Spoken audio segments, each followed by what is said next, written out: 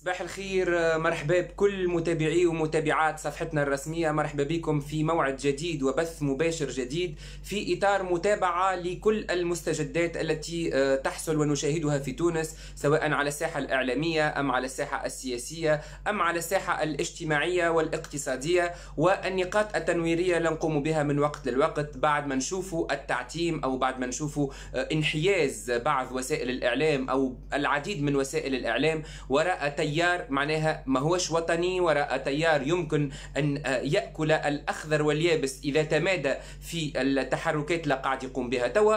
دونك نبداو بالحدث الوقتي والحيني والآني اللي قاعد يصير في تونس العاصمة. شفت كيما الناس الكل قناة الجزيرة على الفيسبوك، معناها الجزيرة تونس، مانيش عارف أنا ساعة الوضعية متاع قناة الجزيرة هذه، هل أنه تم فعلا إغلاق المكتب أو غلق المكتب متاعها بقرار رئاسي من سيادة رئيس الجمهورية بعد 25 جويلية، وكل كلام اللي سمعناه وكونه هي معناها فيها مقر للتخابر والمخابرات والتخابر على أمن الدولة التونسية إلى آخره، وهذا قلناه وهذا نددنا به، وهذا لفتنا انتباه السيد رئيس الجمهورية منذ 25 جويلية ومن قبل 25 جويلية إلى ضلوع هذه القناة العميلة، خليني نقول في تفتيت المجتمع، أواصر المجتمع التونسي، في التفتين، في دمار الدول العربية اللي لحقها داء الثورة واللي لحقها ربيع الخراب والدمار اللي ما خلى فيها حتى شيء. معناها كم تشوفوا توا معناها الوضعية متاع تونس والوضعية متاع كل الدول اللي بالحق معناها لحقها داء الثورة وداء ربيع الخراب هذايا. فما كان مصر لأنه اتخذت معناها مسار تصحيحي واضح وكانت ترونشانت معناها، والحكومة المصرية كانت ترونشانت في تعاملها مع الإخوان وقطع دابر الإخوان نهائيا من البلاد. هاكم تشوفوا مصر فين وإحنا فين. سوريا كيف قاعدة تسترد في أنفاسها مع صمود الجيش العربي السوري بقيادة القائد الكبير بشار الأسد، طبعا أحب من حب وكره من كره. قاعدة تونس هي اللي تتعامل معاهم بطريقة معناها كف وكعبة حلوة كما نقولوا احنا. مازالوا موجودين، مازالوا يتحركوا، مانيش عارف معناها شنو السلطة اللي عندهم إلا تخلي قياداتهم المورطة في عديد القضايا وفي عديد الجرائم في حق الشعب التونسي التوا لا تحاسب والتوا لا حتى معناها ما تدليش بأقوالها أمام القضاء. معناها هذا هو اللي قاعد توا نشوفه في النتائج متاعه على مستوى الشارع. خليني ساعة قبل كل شيء نحكي على القناة العميلة هذه. الدور متاعها مساء معناها صباحا مساء ويوم الأحد هو بث الفتنة وهو تصوير هيك البعض المئات اللي قاعدين يلموا فيهم بالفلوس على أساس الناس هذوما ما زالت عندهم شعبية كبيرة في البلاد، وعلى أساس الناس هذوما قاعدين يعترضوا على قرارات الرئيس.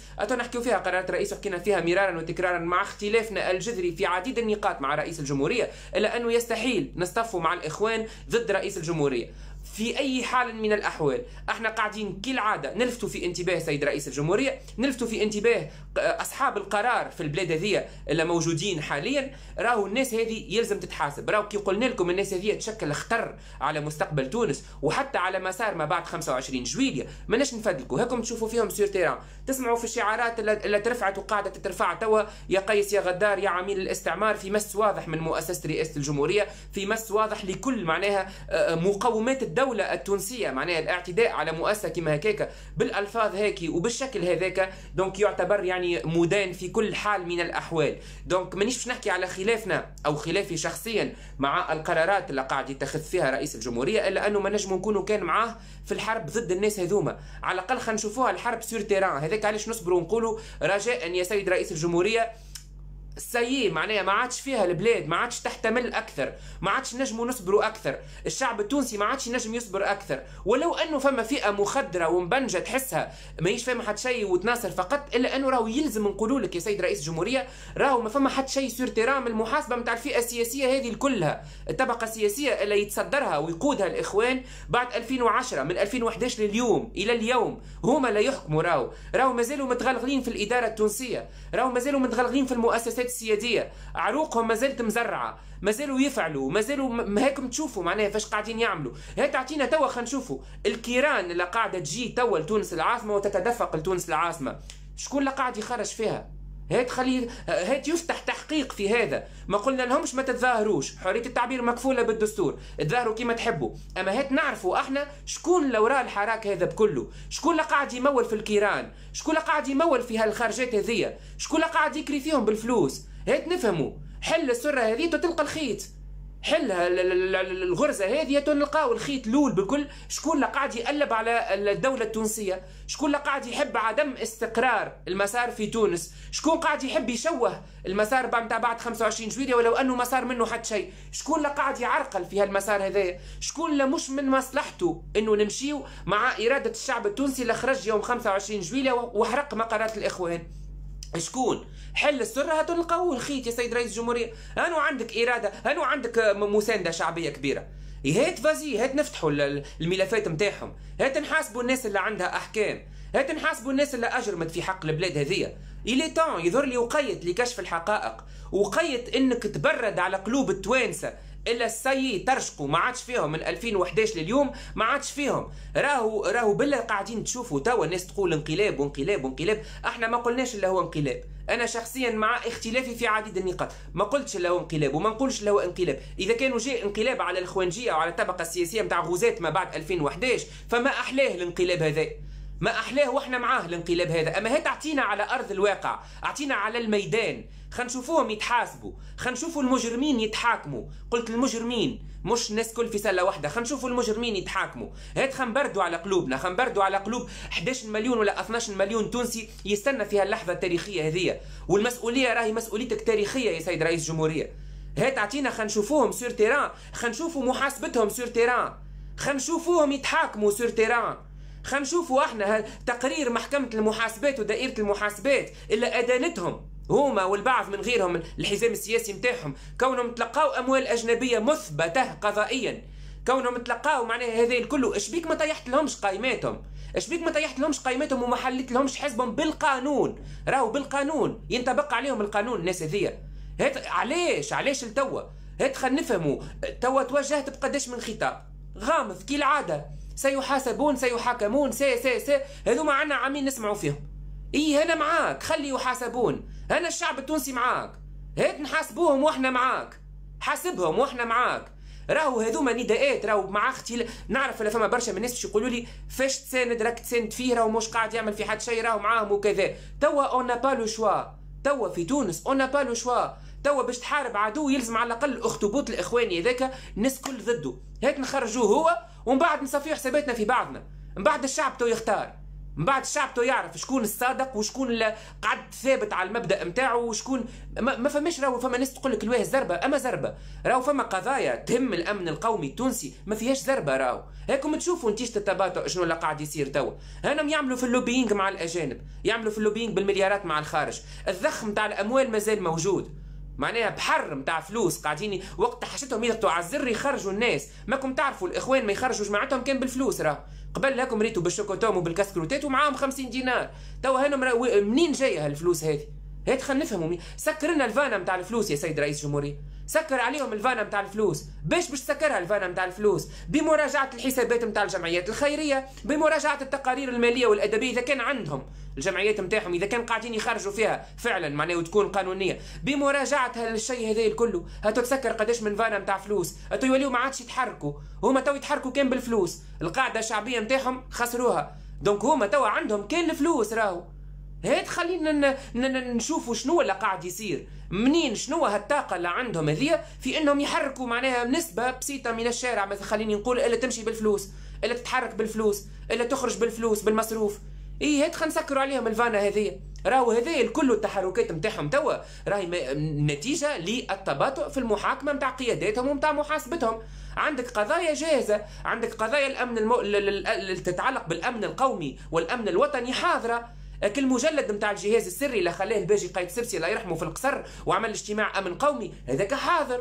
هات خلينا نواجهوا التوانسه ونقولوا لهم شنو الكونتوني اللي فيه، هات خلينا نعرفوا شكون اللي قتل شكري بالعيد ومحمد البراهمي، هات نحاسبوا القتله نتاع الجنود نتاعنا اللي ذبحوا في الشعامبي ونكل بجثثهم في رمضان في العشر الاواخر من ذات رمضان، معناها 8 جنود قصوا لهم روسهم من الوريد للوريد. هات خلينا نحاسبوا شكون اللي نمى الظاهره نتاع الارهاب ولا رعرعها، هات نحاسبوا شكون اللي خرج وقال الارهاب فزاعه وما عندناش ارهاب، هات نحاكموا ونحاسبوا شكون المحامين نتاع الارهاب. الا بعد ما صارت الحادثه نتاع الامن الرئاسي والترشيقه نتاع الامن الرئاسي يطلع واحد من الارهابيين اللي ترشقوا رواحهم منوب نتاعو سيف الدين مخلوف، هو معناه كليون عند سيف الدين مخلوف هو اللي يترافع عليه. نحاسبوا الناس هذه ما تتسماش ملفات جاهزه، هذه تستحق تباطؤ اكثر من هكا، هذه تستحق غض نظر اكثر من هكا. تي بالعكس هذه كانت تحلها توا وهي سخونه، الشعب معاك. انت كانت تحل ملفات الارهاب الشعب معاك، والتمويلات الخارجيه ودعم الارهاب راهو الشعب معاك.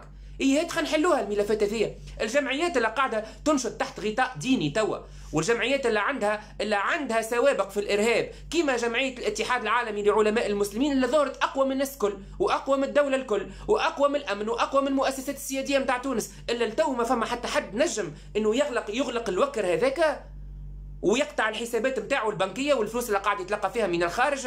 تصريحهم هما القائمين عليها قال لك راهو ناخذوا في شهريه من الخارج معناها بشكل شهري باش يعملوا انتدابات جديده ويعملوا دورات تكوينيه جديده وينشئوا جيلا جديدا من الارهابيين ومن المتطرفين. هات خلينا نحاسبوهم الناس هذوما. احنا شنو حاجتنا باش نحاسبوا الناس هذيا. هات خلينا نحاسبوهم، هات نسكروا الاوكار هذيا. انت راهو كي تسكر الفانا ما عادش تلقى شيء هذا في الشارع، الخرم هذا ما عادش تلقاه في الشارع، التوتير هذا والتفتين والهم هذا كل ما عادش تلقاه في الشارع. كي تسكر عليهم الفانات ما عادش عندهم باش يتحركوا راهو. معناها تسكر لهم الجمعيات هذيا اللي قاعده تدمغش، اللي عملت بيان رسمي مساند للطالبان، جمعيه اتحاد القرضاوي اللي افتى بهدر الدم في سوريا وفي ليبيا، معناها في فيديوهات مباشره وفي قنوات معناها مسموعه ويتم مشاهدتها بالملايين. هات هذوما توا نسكروها الفانا توا ما عادش فما وقت باش تخليها تتحرك اكثر، من بعد ما عادش نسكرها. هات توا نسكروها الفانات نتاع الارهاب هذيا ونتاع الدعم والتمويل. وراو حطوا في مخاخكم يا توانسه، راو الارهاب يتمعش من الفساد، والفساد يتغذى من الارهاب. حينما يكون للارهاب حاضنه سياسيه وحاضنه قانونيه في البلاد راو الفساد يتمعش، والكناتريه يتمعشوا، والتجاره المخدرات والاسلحه تتمعش، الكلهم مرتبطين ببعضهم. اذا كان انت تقص الفانا نتاع الارهاب الباقي الكل تتساقط ورق التوت، الكل يتيح وحده، يهبط ورقه ما عاد يقعد فيه شيء. هات خلينا نبداو على ارض الواقع على الميدان. هات نسكروا الجمعيات المارقه عن القانون وهالهياكل المارقه عن القانون اللي تقري معناها في اولادنا وفي بناتنا كيفيه الطلاق معناها نتاع انت طالق سيبه رشد دربوك، وتقري فيهم في اهل الحل والعقد معناها في اعمار نتاع 10 سنين و12 عام. هات هذوما اللي راهو اختارهم. ما تشوفوش توا هذوما سيد رئيس الجمهوريه، اختارهم تشوفوا مع الاجيال القادمه، تشوفهم وقت لا يتدمجوا ساي ويتعمل لافاج سيرفو كامل، وقتها تشوف الاختار نتاعهم. هي تعطينا شكون اللي قتل لطفي نقذ وشهداء المؤسسه الامنيه والعسكريه والاغتيالات السياسيه نتاع البراهمي ونتاع بالعيد. هي تعطينا شكونهم التوا. اسكو التوا الدوله عاجزه انها تعطينا شكون اللي قتل الناس هذوما وشكون وما يتحاسبوش التوا؟ معناها شنو تحبوا تقولوا لنا؟ معناها علاش ما نشوفوش خطوه واضحه الى الامام في مكافحه الارهاب وفي مكافحه الفساد والفاسدين، ولا هما كما قلت مربوط ببعضه؟ معناه الارهاب يتمعش من الفساد ومن الفساد. هات خلينا نحاكموهم هذوما كلهم، هات نعملوا خطوه ايجابيه وشوف اعمل دوزاج تلقى الشعب معاك بالحق.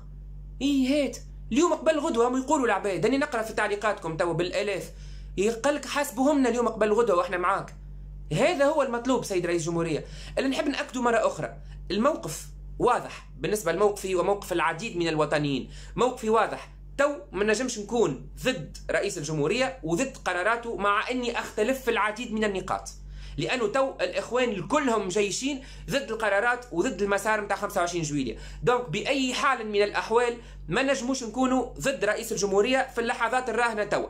نجموا نطلعوا بدورنا التنويري، بدورنا المعارض، بدورنا ان نوعيوا العباد، بدورنا ان نفسروا القرارات هذه، بدورنا ان نفسروا الخطابات نتاع السيد رئيس الجمهورية. اما ما نجموش نعرف راهو برشا ايش نقول لكم، راني نقدر واحترم كل تعاليقكم الصحيح، هاني قلتها معناه ما فما حتى شيء على ارض الواقع من محاسبه الاخوان، وهذا غموض وقلتها وغموض كبير ويثير عديد الشكوك. اما زاد تو في اللحظات الراهنه مع قوى اجنبيه قاعده تترصد بتونس وتترصد بالمسار هذايا بمسار محاكمه الاخوان، داعميهم مازالوا موجودين. راهم هاكم تشوفوا قناه الجزيره مستثمره كل الاستثمار معناها في التفتين وفي ايصال صوتهم وفي معناتها ايصال الصوره كونهم هما الاف مؤلفه. دونك توا ما نجموش نكونوا ضد رئيس الجمهوريه علنا وبالطريقه هذيك في الشوارع. عش هذا موقفي الشخصي، بالعكس توا يلزم نكونوا ضد الناس هذيا حتى لين تتحاسب. دونك ما نجموا كان نقفوا مع رئيس الجمهوريه ونوعيوه ميسالش ونلفتوا له انتباهه ميسالش. رانا توانسه، رانا فئه كبيره من توانسه، راهو البورقيبيين والدستوريين راهم فئه كبرى من التونسيين، يمكن اكبر فئه سياسيه موجوده في تونس.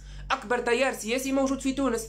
دونك نجموا نلفتوا الانتباه، نجموا نقعدوا نعملوا متركاج معناها في كل نقطه تنويريه، في كل بث مباشر، نوعيوا الالاف المؤلفه اللي تتفرج فينا انه راهو يلزم السيد رئيس الجمهوريه الضغط على مؤسسه رئيس الجمهوريه حتى تتنقل على الميدان الى المحاسبه الفعليه للاخطبوط الاخواني، للسرطان الاخواني. دونك ما نجموا كان نكونوا معاه توا شئنا ام ابينا، ولو ان ضده في عديد في المرجعيه، في عدائه للدستوريين، في عدائه للبورقيبيين، في معناها عدائه للحزب الدستوري حاليا، في عدائه للاتحاد العام التونسي للشغل حاليا، في تجاهله للاحزاب القويه الموجوده ومكونات المجتمع السياسي في تونس ومكونات المجتمع المدني في تونس. هذا واضح وهذا نختلفوا معاه جذريا ومبدئيا. اما يلزم تو نقولوا ونعاودوا نقولوا كونه يا سيد رئيس الجمهوريه يلزمك تحاسب الناس هذيا واحنا معاك.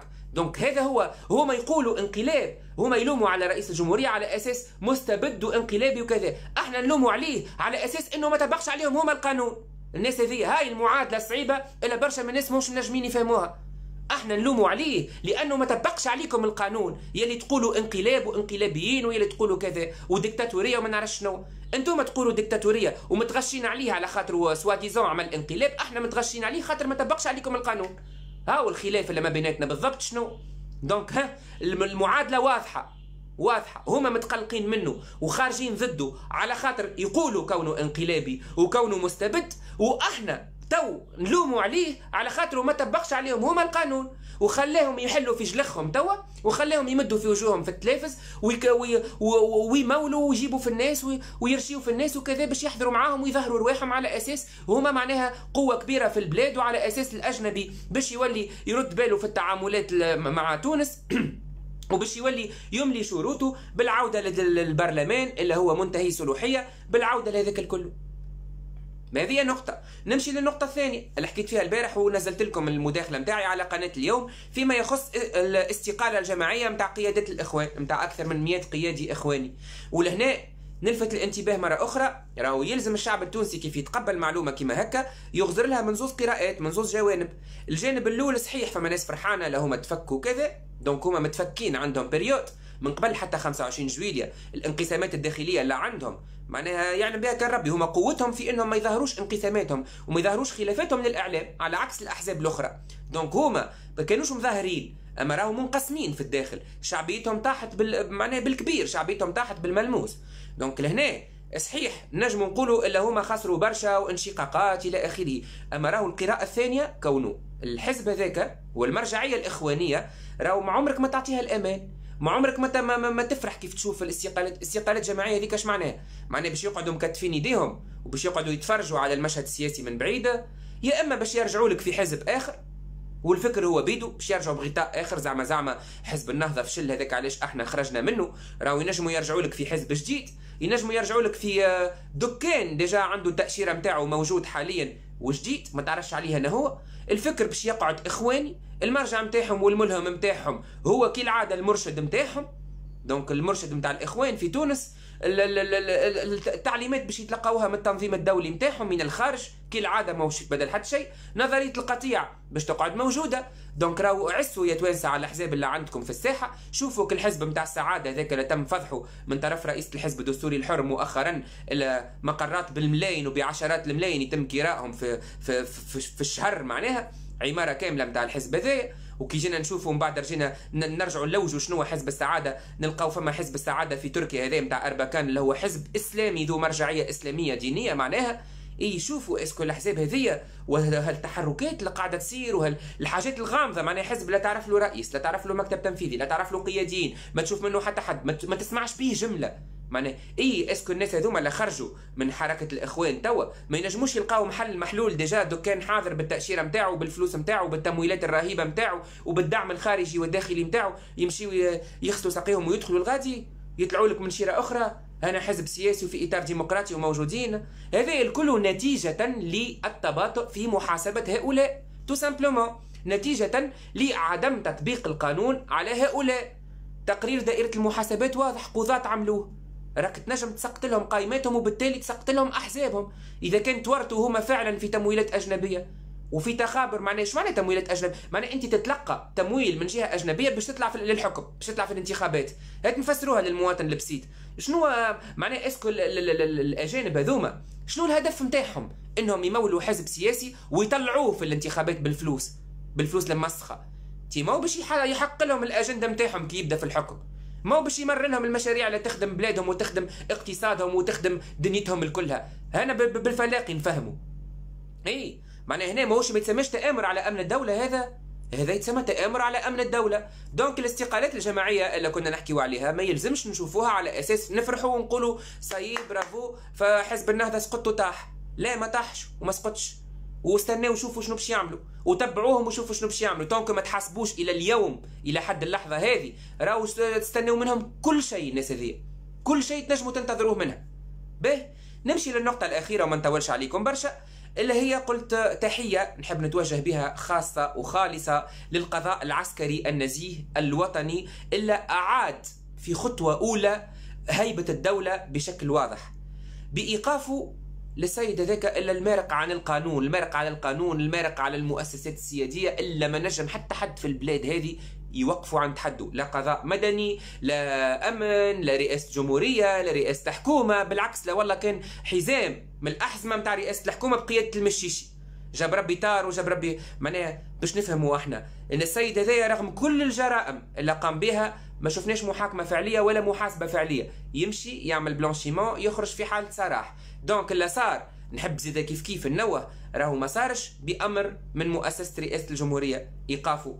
نحكيو على ملابسه ايقافه، راهو ما وش الاستاذ قيس سعيد هو اللي كان سبب في ايقافه في المحكمه العسكريه، لا، لانه حل جرقته والطاول على قاضي عسكري ومعناها تهديد مبطن لقاضي عسكري. دونك القاضي العسكري الشريف الرجل النزيه اللي اتخذ قرار فوري ووقفه، ما عندهاش علاقه رئاسه الجمهوريه ولا ما صار 25 جويلية. دونك هنا هذا تطاول على اكبر مؤسسه سياديه في البلاد، دونك خذا جزاؤه. وان شاء الله الاحكام السابقه اللي ضده يتم تفعيلها ويقضي العقوبات نتاعو بالقانون، راه ما غير لا تشفي ولا حد شيء، بالقانون وبالدستور. دونك تحيه خاصه كبيره للقضاة العسكريين ولقضائنا العسكري ولكل المؤسسات السياديه في بلادنا فيها الخطوه الايجابيه هذه اللي شفناه نهار يتوقف ويشد الحبس على الجرائم اللي ارتكبها. وتحيه كيف للنقابات الامنيه اللي قدمت به قضيه وقفته عند حد وشدت صحيح في القضيه نتاعها وفي حفظ الكرامه نتاع الامنيين اللي تمسوا وتمست كرامتهم وتم الاعتداء عليهم من هالناس المتطرفين هذوما. كيف نستناو استنينا القضاء المدني قبل على سكت البغل حاشاكم وقت البرلمان كيفاش يضرب زميلته وكذا. استنينا النيابه العموميه بالوقت معناها تفتح تحقيق فوري في حاله تلبسيه كي من هكا وترفع عليه الحصانه وتحاسموا وتحاكموا قدام القانون. ما فما حد شيء، راهو لتو ما فما حد شيء. هنا بالنسبه للناس اللي برشا يسالوا توا ويكتبوا تعليقات ويبعثوا لي يقولوا لي بجاه ربي علاش الاستاذه عبير موسي ما قدمتش قضيه ضد سيف الدين مخلوف وصاحبي سماره وقت اللي ضربوها في البرلمان. سهله ريبونس، كي تشوفوا ترسانه القضايا اللي تقدمت ضدهم من طرف عبير موسي ضدهم وضد الاخوانجيه ومن طرف الحزب الدستوري الحر ولا يتم غلقها بجرة قلم بتليفون بميساج بكذا، معناها تشوف الظلم عيني عينك، يعيطوا لك تبحث وتعطي اقوالك وكذا، وميم با يعيطوا للمشتكى به، ميم با يحلوا قضيه في المشتكى به، ميم با فما حتى معناها اجراء عادي مسار قضائي عادي يتخذ ضدهم. دونك سا سير كوا باش تقعد انت تقدم في القضايا، الشعب التونسي الكل تفرج على العنف على الضرب، العالم الكل تفرج، كل اصقاع الارض تفرجت وادانت، وكل المؤسسات الدوليه والبرلمانات الدوليه ادانت الشيء هذاك. رئيس الجمهوريه خرج وقتها قال في بالي به العنف باش يصير عندي 3 ايام، تبارك الله معناها، وتكلمنا فيه الشيء هذا. اي معناها انت تطلب منها باش تقدم قضيه، شنو باش تعمل؟ هاي قدمت قضايا، هاهم اعتدوا عليها قبل، هاهم ضربوها قبل، هاهم فكوا لها تليفونها، هاهم هانوها، هاهم هتكوا شرفها وعرضها. اي شنو معناها باش تقدم قضيه؟ صدق الله العظيم هو نفس الحكايه. وقتها بشير العكرمي مازال موجود في الصوره، هذاك علاش تغلق الملفات، وقتها ما ينجم يتحاسب حتى حد منهم. راهو علاش نكذبوا على رواحنا وننكروا؟ معناه احنا استنينا الحقيقه انه شيء تعدى على القناه الوطنيه وتعدى على التلفز مباشر معناها، وتعدى على البث المباشر اللي تعمل فيه هي رئيسه الحزب الدستوري، كالضرب هذاك الكله وكالركل هذاك الكله. ديما نقول سكت بغل بالحق ماهيش تفدليكا، معناها سكت بغل وسكت بهيم حاشاكم ماهيش تفدليكا. هي هذاك الكله تشوفوا النيابه العموميه ما تتحركش. دونك كان جاوبت يظهر لي علاش ما تقدمتش عبير موسي ولا الحزب الدستوري الحر بقضيه ضد مخلوف وصاحبي سماره اللي هو محكوم ب7 سنين حبس. راهو صاحبي سماره اوكي يحوس ويكتب في التدوينات وترفعت عليه الحصانه وما تحكمش وما تجابش وما قضاش العقوبه نتاعو. هذا اللي قاعدين نستناو فيه. دونك لهنا حبيت نوضح بعض النقاط وحبيت زيد كيف نغص الفرحه نتاعهم اللي هما ملمومين توا في شارع حبيب بورقيبه ينددوا بالانقلاب. اللي قال لك انقلاب مش مشكل، انا وضحنا الرؤيه ونورنا على الاقل بالله نقدروا عليه التوانسه. كالعاده تلقاونا في كل ما يقتضي او ما تقتضي المناسبه باش نكونوا موجودين وباش نطلعوا على المباشر ويكون بيناتنا اتصال مباشر. يكون بيناتنا هالاتصال المباشر ما فما حد شيء ينجم يمنعنا في قول كلمه الحق.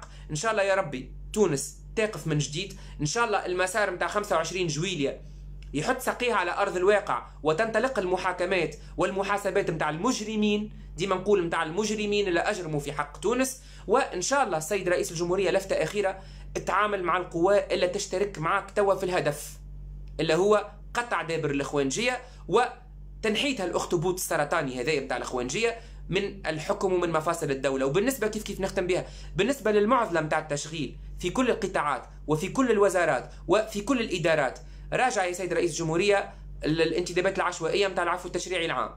راجع الناس 30,000 شهاده مزوره، شهاده جامعيه مزوره اللي دخلوا بها جماعه الاخوانجيه يخدموا والبعض من جماعه اليسار كيف يخدموا.